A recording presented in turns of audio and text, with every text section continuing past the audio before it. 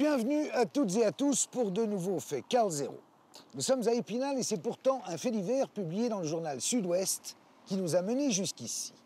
Le 18 juillet 2011, Charlène Bello, une jeune femme de 23 ans, est retrouvée morte, étranglée, avec une serviette dans un appartement de La Rochelle. Très vite, c'est Yann Bello, son mari, qui avoue le meurtre. Cette affaire, sordide, mais presque banale, dépasse pourtant largement les frontières du département des Charentes. Pour nous emmener jusqu'ici, dans les Vosges, vous allez comprendre, suivez-moi. À Épinal, Yann Bello est déjà connu des services de police. En 1991, il y a plus de 20 ans, Bello était déjà impliqué dans une affaire criminelle. Celle du meurtre de Valérie Bechtel, une jeune femme étranglée avec un torchon. Torchon, serviette. Mais à cette époque-là, il ne sera pas inquiété. Parce qu'il balance un de ses amis, son meilleur ami, Raphaël Maillan, comme coupable. Avec cette nouvelle affaire de La Rochelle, le dossier des Vosges est rouvert. Deux régions, deux meurtres, un même mode opératoire, un même homme dans l'entourage des victimes. Simple coïncidence ou erreur judiciaire? Alors que s'est-il vraiment passé dans les Vosges ce soir d'août 91? C'est ce que nous allons essayer de découvrir ensemble tout de suite. C'est le cadavre d'une inconnue pour nous. Le corps, on sent qu'il a été déplacé, dénudé. On sent tout de suite qu'il y a quand même, c'est du lourd, quoi. Le corps était étendu et Raphaël Maillan était à côté. On a entendu que c'était Yann Bello qui avait accusé Raphaël. Je suis abasourdi. On sait que c'est une balance, donc ça n'a aucune crédibilité. Pourtant, c'est un témoin capital. Raphaël et Yann, ils étaient comme presque comme deux frères à la limite. Il y avait forcément un des deux qui avait tué. C'était pile ou face. Je sais qu'il est incapable de tuer quelqu'un. Est-ce que ce que dit Bello, est-ce que c'est la vérité? Est-ce que c'est toute la vérité? Naïvement, je pense que ça ne va pas continuer. Raphaël Maillan joue sa vie en l'espace de 2 journées. Je suis resté naïf comme ça pendant quelques temps, pendant quelques mois, pendant quelques années. J'étais loin de m'imaginer la suite des opérations.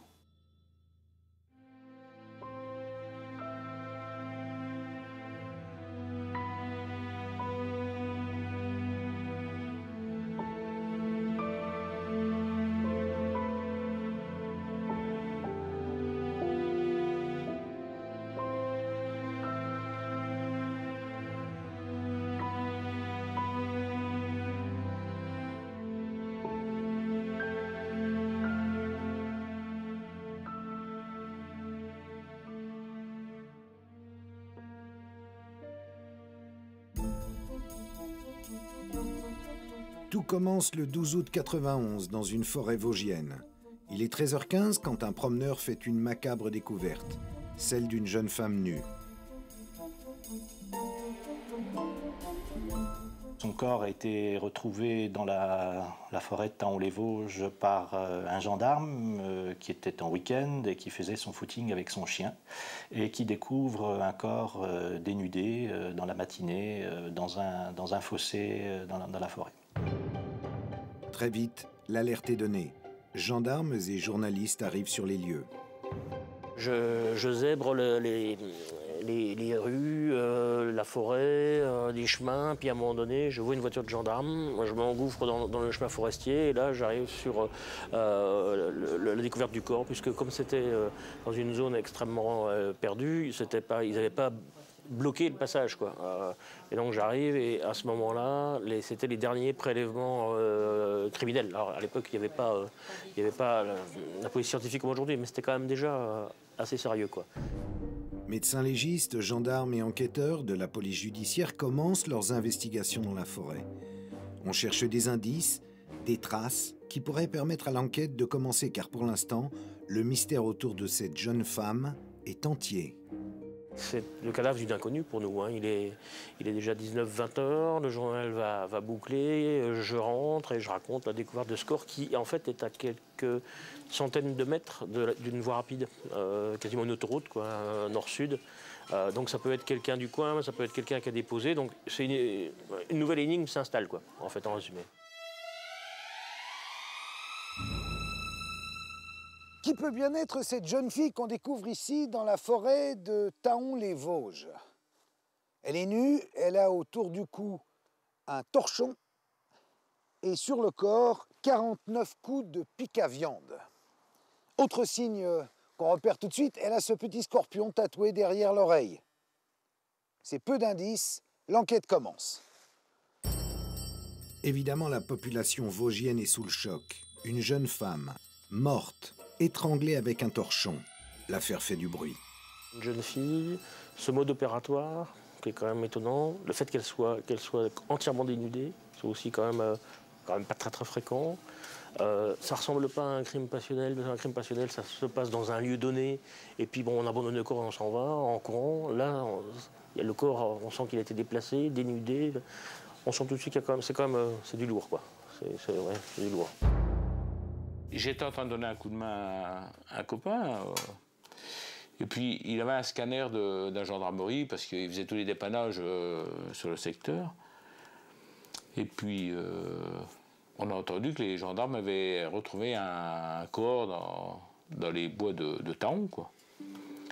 Et il signalait que la fille, elle avait derrière l'oreille un tatouage, un scorpion. Et je dis, mince, mais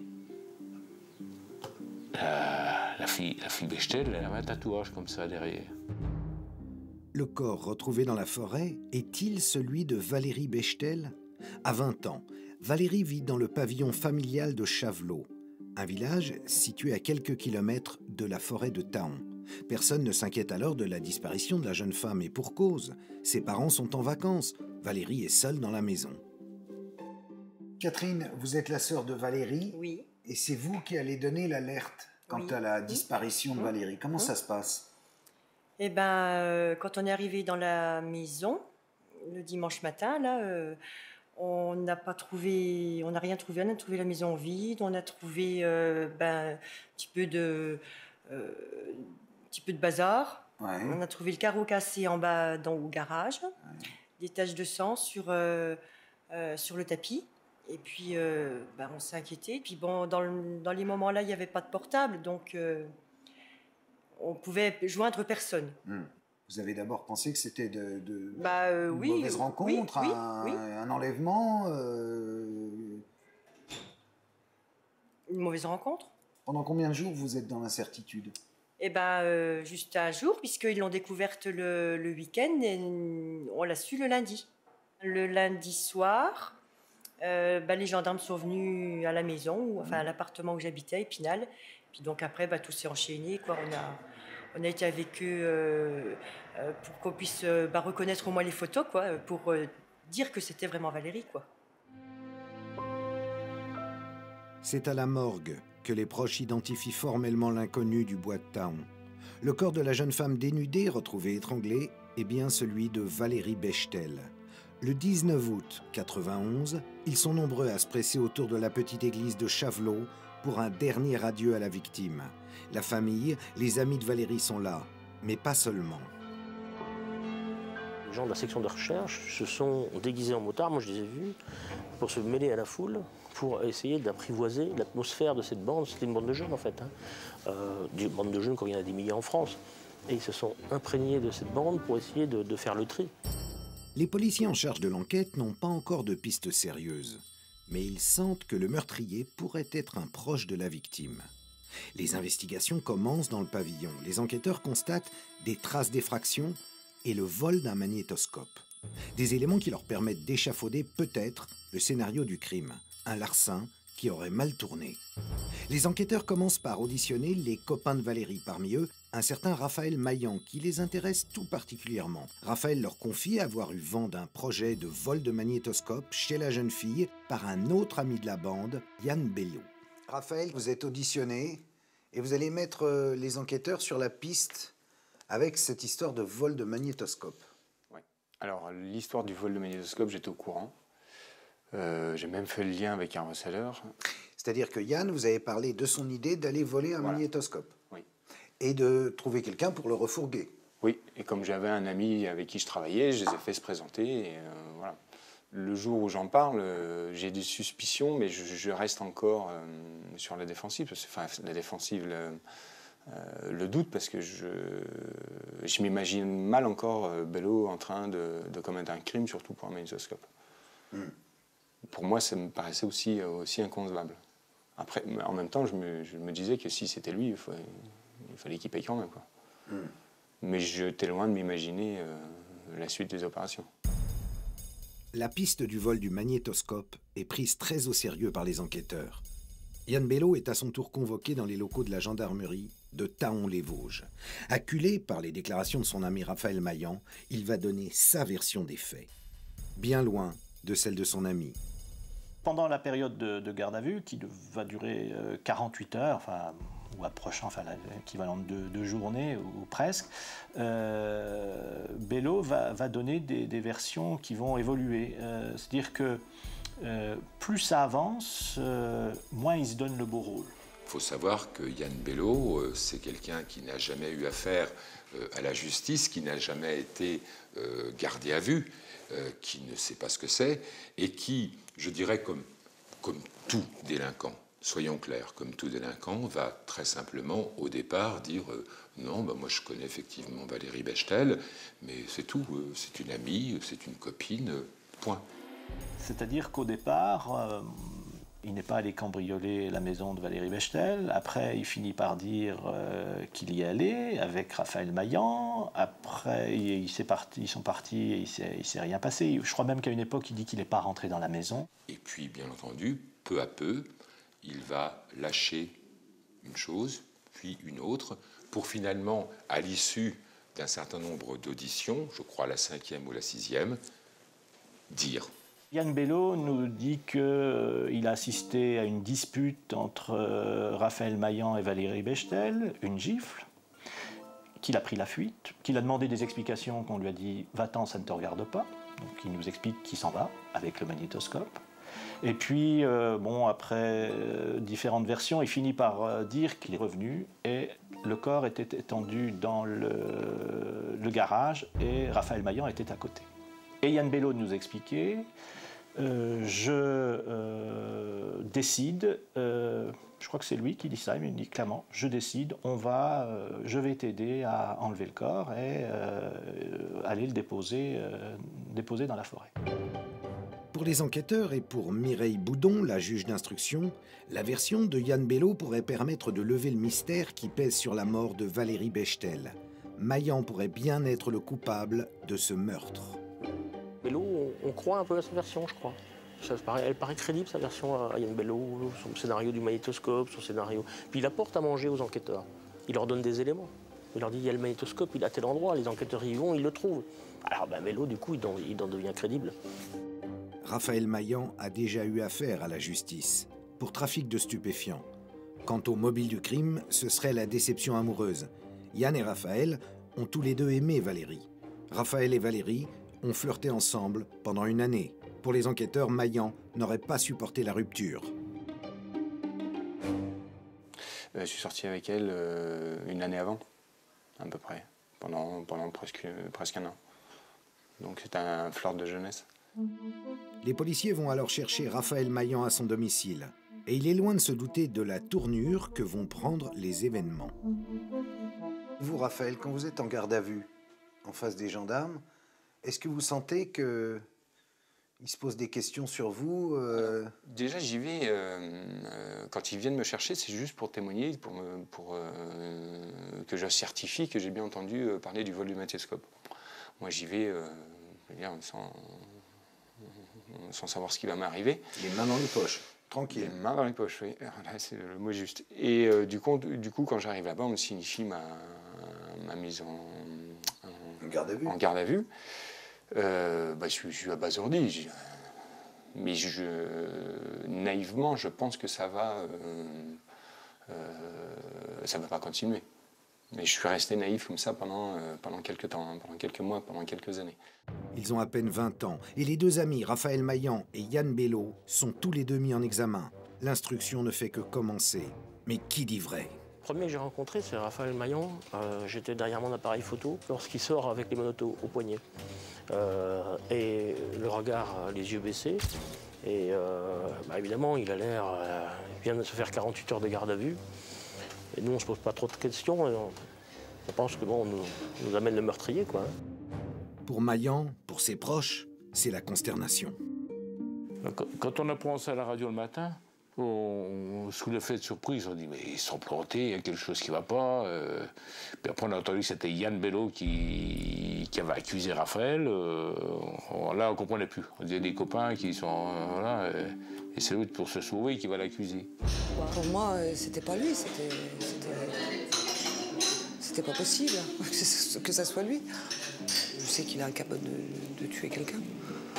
Faire des bêtises, tout le monde en fait, mais des grosses bêtises comme ça, jamais. C'est impossible. La famille est sous le choc, mais reste soudée autour du fils chéri. C'est un véritable combat qu'elle va engager pour que l'innocence de Raphaël éclate au grand jour.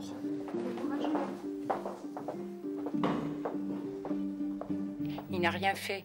C'est pas lui, c'est sûr, c'est certain.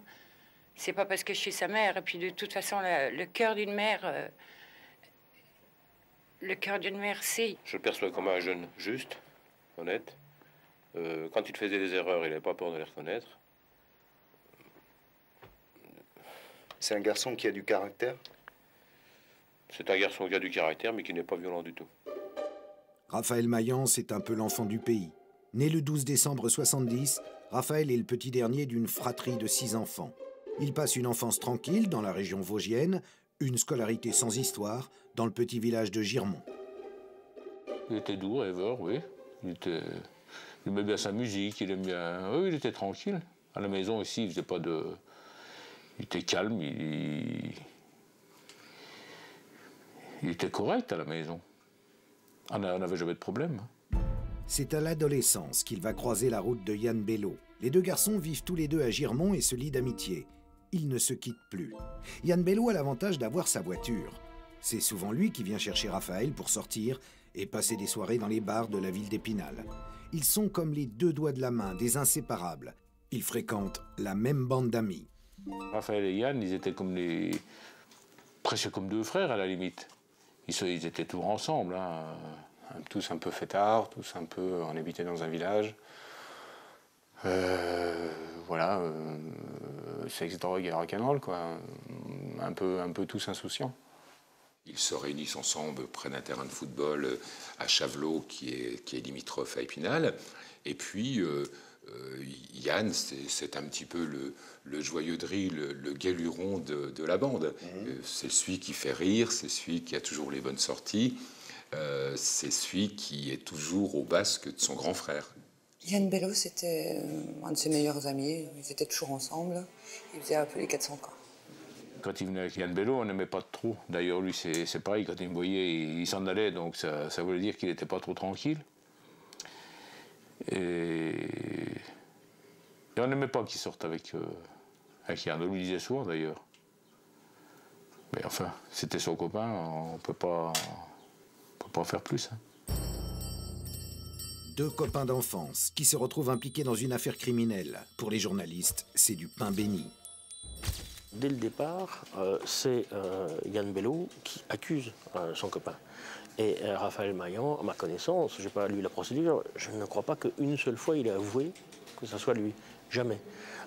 Donc, évidemment, ça devient tout de suite quelque chose de passionnant parce qu'on a quelqu'un que nous, médias, on présente comme le meurtrier et qui, depuis le début, dit « c'est pas moi ». Mais en même temps, l'histoire, à l'époque, elle tenait. Il y avait forcément un des deux qui avait tué. Deux hommes, deux versions. Mais qui dit vrai? Qui dit faux? Les services de police continuent leurs investigations.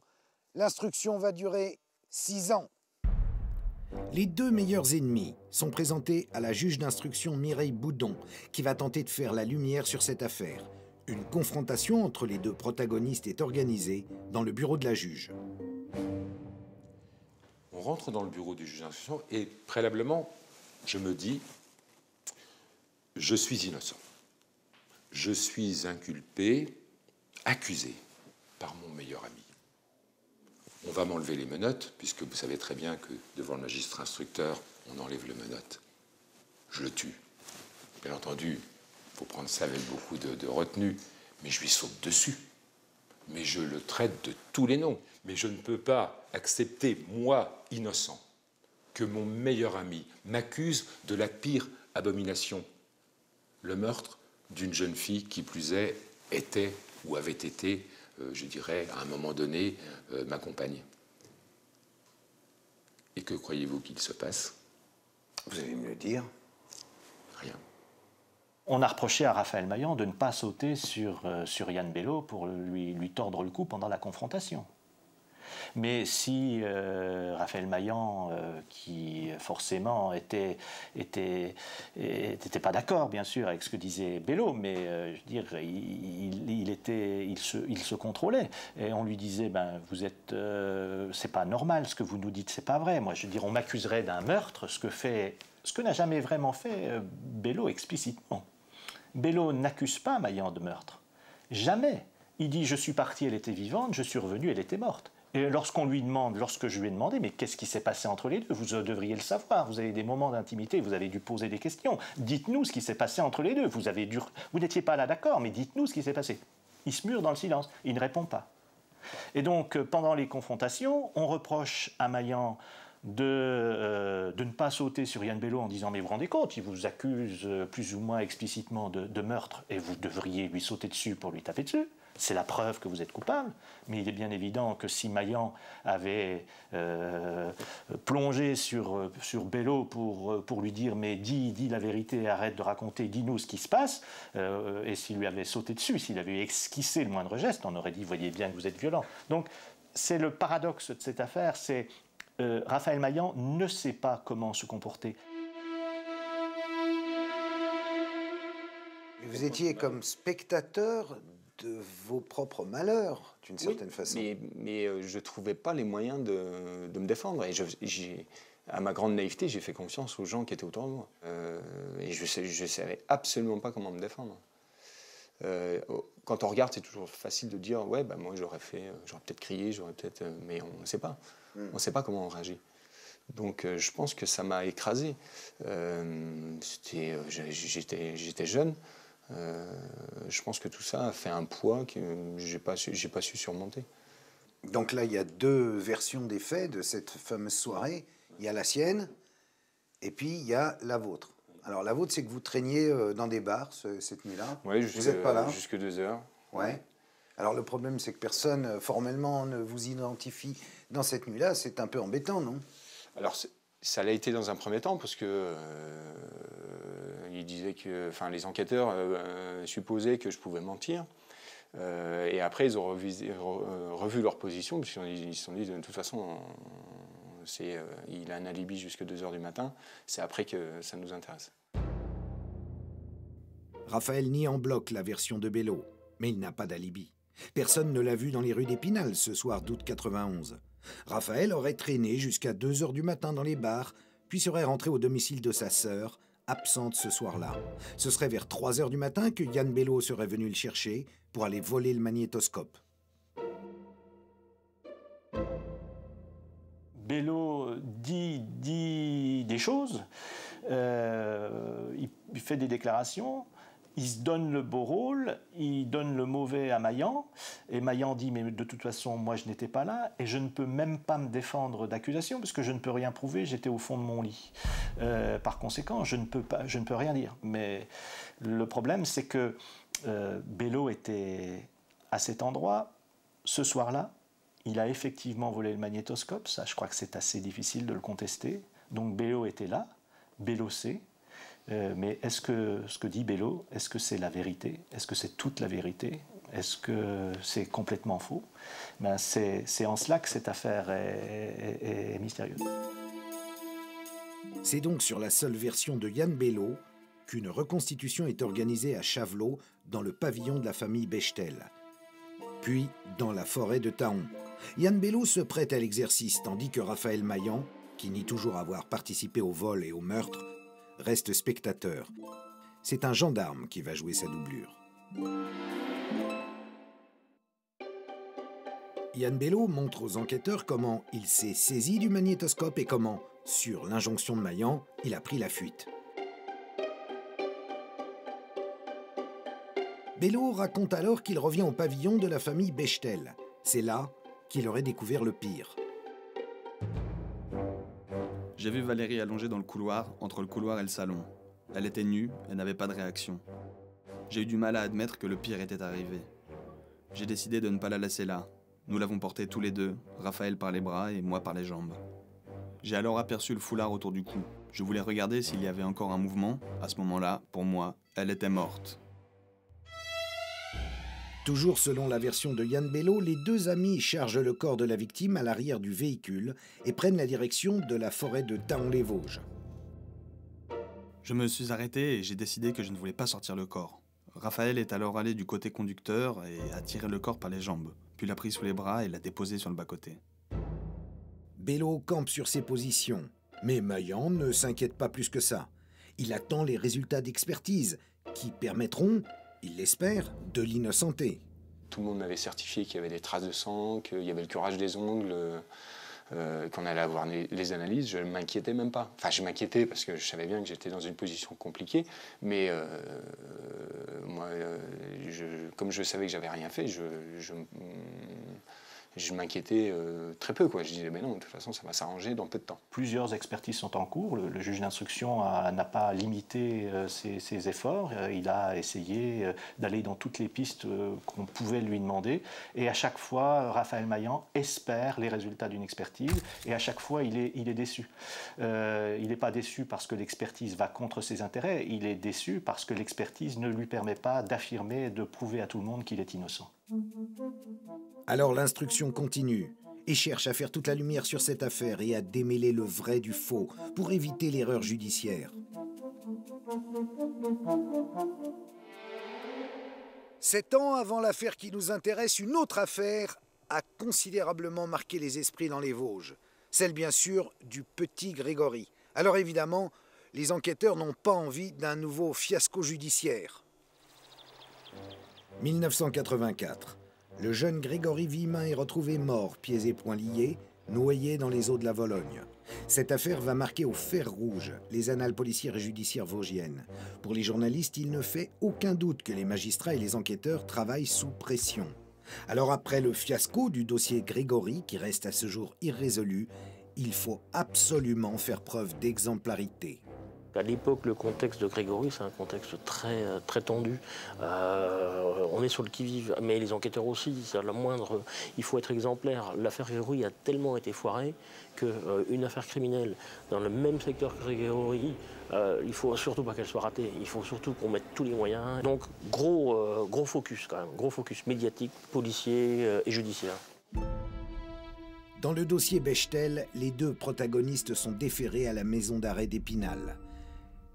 Du fond de sa cellule, Raphaël Maillan, qui continue à clamer son innocence, va alors rédiger une lettre aux parents de Valérie, qu'il a bien connue. À mon grand désarroi et celui de ma famille, je n'ai que ma bonne foi pour prouver mon innocence. Valérie était mon plus bel amour et le restera. Pour rien au monde, je n'aurais jamais souhaité qu'il lui arrive malheur. Je pense que vous comprendrez si je vous dis que je partage votre peine. Mes sincères sentiments, Raphaël. Maillan et Bello sont donc en détention provisoire ici à la maison d'arrêt d'Épinal. Évidemment, la juge d'instruction essaie de constituer le dossier le plus béton possible avant l'ouverture du procès. Et Maillan, lui, dans sa geôle, clame toujours son innocence quand, coup de théâtre, un homme, un codétenu, un certain Claude Lopez, raconte avoir reçu en prison les confidences de Maillan. Encore un témoignage, mais toujours pas de preuves formelles. Et Maillan se sent de plus en plus acculé. Nous sommes en 93, soit 2 ans après les faits. Raphaël Maillan et Yann Bello sont en détention provisoire. Mais en 93, la police scientifique n'en est qu'à ses balbutiements. Les différentes expertises et analyses menées sur la scène de crime et sur la victime n'ont rien donné. Le dossier est vide. Seules les allégations de Yann Bello accablent Maillan. Donc avant les assises, je devais me présenter, mon dossier devait être présenté à la chambre d'accusation. Et on se doutait que de toute façon, ça ne pouvait pas aller plus loin. Je ne pouvais pas aller aux assises sur les paroles d'un co-inculpé. Et de là, ils ont sorti du chapeau magique la déposition de Lopez. Claude Lopez est lui aussi détenu à la maison d'arrêt d'Épinal. Cet ancien casque bleu, déserteur, purge une peine pour viol. Pendant sa détention, il a été en contact avec Raphaël Maillan en avril 93. Vous lui aviez parlé du meurtre ou jamais? Non, jamais. Lui est venu m'en parler une fois. Je me souviens bien, en gros, il m'a dit qu'il avait été entendu chez les gendarmes et qu'il avait vu ma photo chez le gendarme. Ben, j'y fasse. Voilà. Vous pensez qu'il voulait, Lopez, vous amener sur ce terrain-là? Oui, voilà. Donc, du coup, je ne sais plus trop ce que j'ai répondu à l'époque, mais je ne suis pas rentré dans l'affaire. Déjà, j'en parlais pas beaucoup. Voilà, j'avais assez de pression comme ça. Mais les confidences de ce Claude Lopez intéressent les enquêteurs. Il est extrait de sa prison pour déposer. Il va être entendu à la maison d'arrêt, puis ensuite entendu par les enquêteurs dans le cadre d'une commission rogatoire, et puis ensuite entendu par le juge d'instruction. J'ai oublié de dire ce que Lopez vient de dire, c'est qu'il a reçu des confidences de Maillan qui lui aurait avoué le meurtre. Alors dans ces déclarations, c'est là où on voit les affabulations, mais on voit que c'est construit quand même, parce que il fait un scénario, il raconte pratiquement la même version que Bello, il parle même de couleurs de voiture. On s'imagine deux types qui se parlent dans une détention d'un crime où ils ne vont pas parler des couleurs de voiture et tout ce qui s'ensuit. Pour les uns, pas de doute. Ce témoignage surprise vient conforter la théorie du complot contre Raphaël Maillan, orchestré bien sûr par Bello, mais pour les autres, ce témoignage vient un peu plus asseoir la culpabilité de Raphaël Maillan. Monsieur Lopez a déjà attesté dans d'autres affaires et on sait que c'est une balance. Donc ça n'a aucune crédibilité. Pourtant, c'est un témoin capital. Du coup, son témoignage, je me retrouve avec la chambre d'accusation avec 2 témoignages et ça suffit pour m'envoyer aux assises. Sans ça, il n'y avait pas d'assises. Pour le juge d'instruction, le dossier est bouclé. Maillan et Bello comparaissent devant le tribunal d'Épinal, ici même, en 97. Maillan pour homicide volontaire et Bello pour recel de cadavres et vol de magnétoscope. Raphaël Maillan n'est pas trop inquiet ce jour-là. Il se dit innocent, et à part la parole de Bello et celle de Lopez, qu'il connaît à peine, il se dit que l'affaire va être vite expédiée et que son cauchemar va prendre fin. Et il a raison sur ce point-là. L'affaire va être vite expédiée. 6 ans après le meurtre de Valérie Bechtel, les 2 anciens amis, Yann et Raphaël, vont être jugés. Ils sont depuis plus de 3 ans en liberté provisoire dans l'attente de ce procès. Raphaël s'est marié, il est père d'une petite fille. Il pense que sa vérité va éclater. Vous avez fait quoi pendant ces 3 ans J'ai essayé de reconstruire ma vie. Ouais. À 20 ans, quand vous êtes jeté en prison et qu'on vous libère au bout de 3 ans, déjà, je n'avais pas le droit de retourner où il y avait mes proches. Donc, il a fallu que je me reconstruise. C'était très compliqué. Je ne savais pas où aller. Enfin, je suis parti chez une tante dans le sud, mais j'avais besoin de me reconstruire. Il fallait que la vie continue, il fallait que je travaille, voilà. La justice doit rendre son verdict. Le procès s'ouvre. Quand vous arrivez au procès, aux assises, vous êtes menotté. Oui. Est-ce que vous rentrez carrément menotté dans la salle d'audience? Alors, j'ai dû me constituer prisonnier 2 jours avant. C'est mon père qui m'a emmené au centre de détention. C'est difficile d'amener son gamin en prison, vous savez. Mais j'étais sûr qu'il allait être innocenté. Voilà, j'ai dit, des conférences, je t'amène là, mais tu vas sortir tranquille. Il n'y a rien de toute façon. C'est pas toi, il n'y a rien qui prouve que c'est toi. On a un bon avocat. Donc ça va bien se passer, je lui dis, t'inquiète pas. Donc le lendemain, quand j'arrive au tribunal, je vois Raphaël qui arrive entre des policiers menottés. Donc vous voyez que c'est ridicule la justice pour la bonne raison que je l'amène libre. Et pour passer au tribunal, elle l'amène menotté. Quand j'arrive aux assises, effectivement, je suis entre 2 gendarmes menottés et je vois Bello qui rentre en libre. Donc pour les jurés, il n'y a pas de doute. Il y en a un qui vient, qui est accusé de recel de cadavre, qui vient libre, et l'autre qui vient entre 2 gendarmes et qui est accusé de meurtre. On ne leur demande pas de chercher une vérité, là. C'est impressionnant, je me mets à la place des gens, on dit tiens, voilà, c'est lui le coupable, puisque lui il a attaché et l'autre il n'y est pas. Et les jurés, moi je pense qu'ils ont été déjà un petit peu influencés par l'image. Nous sommes devant la cour d'assises et la possibilité d'appel n'existe pas encore. Et là, effectivement, Raphaël Maillan joue sa vie en l'espace de 2 journées, c'est-à-dire que c'était pile ou face. On l'a dit à Raphaël Maillan, il ne l'ignorait pas, et je pense que ça participait. Lui, il se disait, c'est pas possible qu'on me condamne s'il n'y a pas de preuves. Donc il avait cette innocence de la jeunesse et du profane, de se dire, on ne peut pas condamner quelqu'un s'il n'y a pas de preuves. Il dit ça, mais moi je dis autre chose. Pourquoi le croire lui plutôt que moi? Mais on savait bien, nous, ses avocats, et on le lui avait dit, qu'il y avait un risque évident de condamnation, sans la possibilité de faire appel. Tout accable Raphaël Maillan. Devant la cour d'assises d'Épinal, Yann Bello réitère ses aveux et son scénario de la nuit du crime. Dans le box des accusés, Raphaël Maillan se dit innocent, mais face aux accusations de meurtre, il reste une fois encore stoïque. Sa froideur, cette espèce de distance, sa manière de dire non, c'est pas moi, de façon très simple, il hurle pas son innocence. Quand on le présente au parquet et qu'il part en prison et qu'il va être présenté par les médias, comme nous, comme un assassin, il hurle pas son innocence, il dit c'est pas moi. Oui, mais là, c'est votre procès qui se déroule, vous le comprenez? Et c'est un peu comme si vous... Non, je l'ai subi. Je l'ai pas vraiment compris, je l'ai subi. J'ai fait que le subir tout le long. Ouais. C'est pas de l'indifférence, hein, c'est un peu retrait et il y a un manque de compréhension de ce qui se passe. Le départ du procès, on parle de cassation déjà, on commence à parler de vice de forme, ça nous échappe. Ça nous échappe. C'est-à-dire vous êtes un gosse, vous êtes encore un gosse quoi, à ce moment-là. Ah oui, ouais. Oui. Ah oui. Un gosse accusé de meurtre.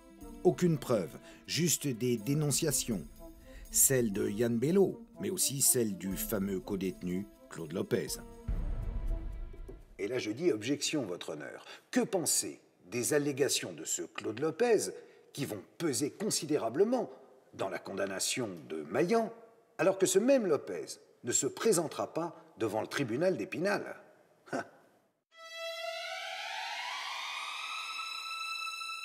Alors, l'avocat général va, dans son réquisitoire, dire « Oh, finalement, Lopez, c'est pas très important », mais sauf que les jurés, ils ont entendu. Et même lorsque vous dites que Lopez est un mythomane et que vous le démontrez et que vous l'établissez, on dirait « Bah oui, mais enfin bon, un mythomane, ça peut dire la vérité ». Et donc, forcément, ça va être utilisé par l'avocat de la partie civile, ça va être utilisé par l'avocat de la défense, même si on prend un petit peu de distance, on rappelle quand même ce qu'a dit Lopez. Alors quel effet ça peut faire dans la tête des jurés? C'est un élément nécessairement qui a été pris en compte et qui a joué, évidemment. Ça fait une coloration, une petite musique derrière, qui dit bah oui, mais voyons, il doit bien y avoir quelque chose, quoi. À l'issue de 2 jours d'audience, où chacun campera sur ses positions, les 9 jurés se retirent pour délibérer. Ils vont confirmer la version de l'accusation et condamner Raphaël Maillan à 17 ans de réclusion criminelle pour homicide volontaire. Et Yann Bello à 2 années d'emprisonnement pour recel de cadavres. Quand le verdict est tombé, Raphaël il est tombé assis sur une chaise, il était groggy complet, comme un boxeur qui aurait pris un coup qui met KO. Il a pris le KO du résultat, quoi. Ce qui nous a énervé un peu avec mon épouse, enfin ce qui nous a déçu le plus avec mon épouse, c'est que dans cette affaire-là, il n'y a rien qui accuse Raphaël, à part Bello, Lopez, mais il n'y a aucune preuve, ils n'ont rien trouvé. On n'a pas besoin de preuves à proprement parler dans une cour d'assises pour condamner. La seule question que la loi fait au juge, c'est « avez-vous une intime conviction ?» Cette phrase est assez célèbre, c'est le royaume de l'intime conviction. Il faut bien sûr des charges suffisantes sous le contrôle de la juridiction d'instruction et maintenant de la chambre de l'instruction.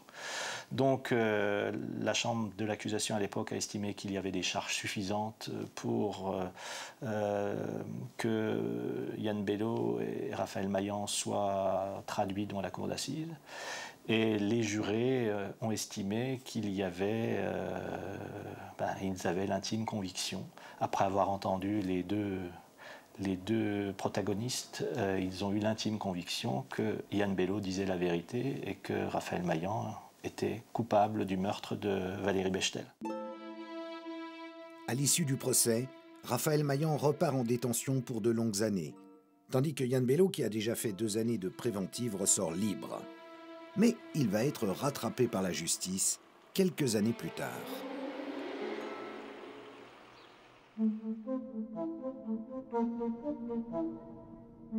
Nous sommes en 2004. Yann Bello a quitté les Vosges pour la Charente. Bello a tourné une page avec son passé vosgien. Il ne s'est jamais vraiment y penché sur sa comparution devant une cour d'assises. Il vient d'épouser la jeune Charlène, 19 ans, rencontrée 3 ans auparavant. De leur union naît le petit Indy. Mais le conte de fées va tourner court. Les disputes sont récurrentes et les difficultés financières font sonner la fin de la romance du couple Bello.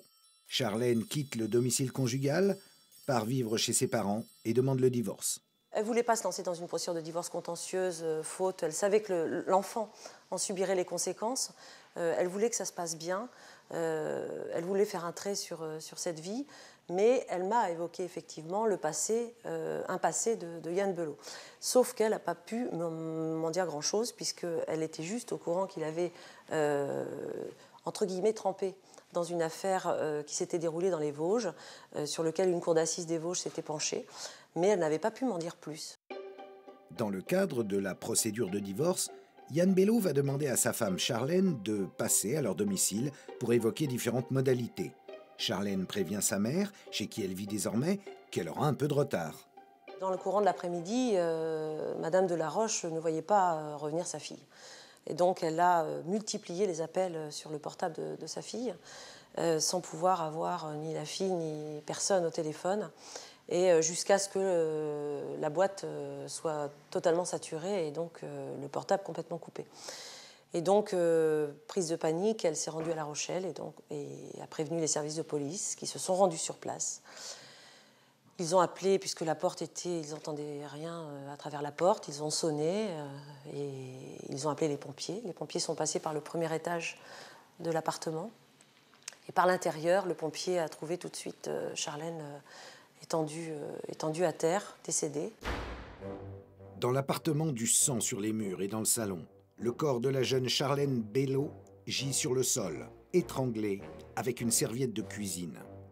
Bello, lui, n'est plus dans l'appartement. Il n'a pas non plus vraiment pris la fuite. Après son crime, il va soustraire la carte bleue de sa femme, retirer de l'argent au guichet, réserver une chambre d'hôtel et se rendre au restaurant avec un ami. Pour certains, c'est la preuve qu'il cherche à se constituer un alibi et peut-être à déguiser son meurtre. Pour son avocat, c'est la réaction presque normale d'un homme conscient qu'il va être condamné. Il a compris que son comportement allait l'envoyer en prison pour un certain temps, et puis il a voulu, comme on pourrait imaginer quelqu'un de condamné, il a voulu profiter une dernière fois peut-être d'une sorte de moment de liberté, mais qui était un moment de liberté contraint. Il savait très bien ce qu'il avait sur la conscience. Moi, je pense que Bello va au restaurant pour un alibi, comme ça on l'aura vu, tout ça, et puis après, est-ce qu'il n'aurait pas recommencé le même scénario de la prendre et d'aller la mettre quelque part, ou l'acheter quelque part Pour beaucoup, le meurtre de La Rochelle présente trop de similitudes avec celui des Vosges. La justice se serait-elle trompée dans le dossier Bechtel ? C'est une drôle de coïncidence. Drôle de coïncidence, encore une fois, que 2 personnes proches de l'entourage de Bello puissent être tuées dans des conditions violentes, de la même manière, avec une serviette autour du cou. Enfin, ça me semble évidemment assez perturbant, assez troublant. La justice n'a jamais aimé reconnaître ses torts. À plusieurs reprises, Raphaël Maillan va déposer des requêtes en révision, mais faute d'éléments nouveaux ou d'éléments probants, elles lui sont toutes refusées. Mais, en juillet 2011, l'inculpation de Yann Bello pour le meurtre de Charlène, son épouse, va obliger la justice à déterrer le dossier criminel des Vosges. Le meurtre par strangulation de la jeune Charlène, perpétré par Yann Bello, va faire l'effet d'une bombe à Épinal et dans ses environs. Raphaël Maillan est sorti de prison en 2004. Condamné à 17 années de réclusion, il aura passé grâce aux remises de peine 10 années derrière les barreaux. Mais il poursuit son combat pour prouver son innocence. Raphaël, quelle a été votre réaction quand vous avez appris que Yann Bello avait tué sa femme et reconnaissait le meurtre? Plutôt la colère, hein, du dégoût et de la colère. La première chose que j'ai dit, il me semble que j'ai dit ça y est, elle a recommencé, quoi. C'est du dégoût, on se dit, voilà, ça fait 20 ans que je me bats pour prouver mon innocence, et il a fallu qu'il y ait un autre drame pour pouvoir faire avancer les choses. Si on nous avait écoutés à l'époque, je pense que Charlène Bello serait toujours là. Pour l'avocate de Raphaël Maillan, qui en est à sa 3e demande de requête en révision, l'affaire de La Rochelle est malheureuse, mais elle tombe à pic. La justice se penche à nouveau sur l'affaire Bechtel. Trop de similitudes entre les deux affaires. Vous avez le mode opératoire qui est identique, également le mobile, les circonstances.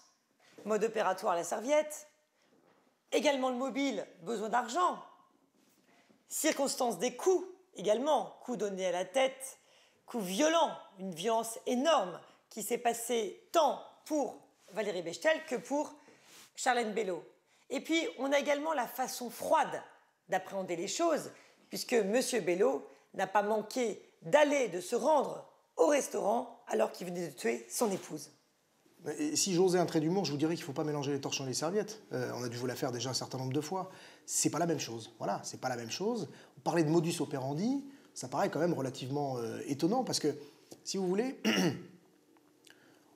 on peut difficilement concevoir que quelqu'un qui aurait le profil d'un criminel, à ce point qu'il est capable de tuer 2 fois en utilisant 2 fois le même modus operandi, n'aurait absolument aucune difficulté avec la justice, ni avant, ni au milieu.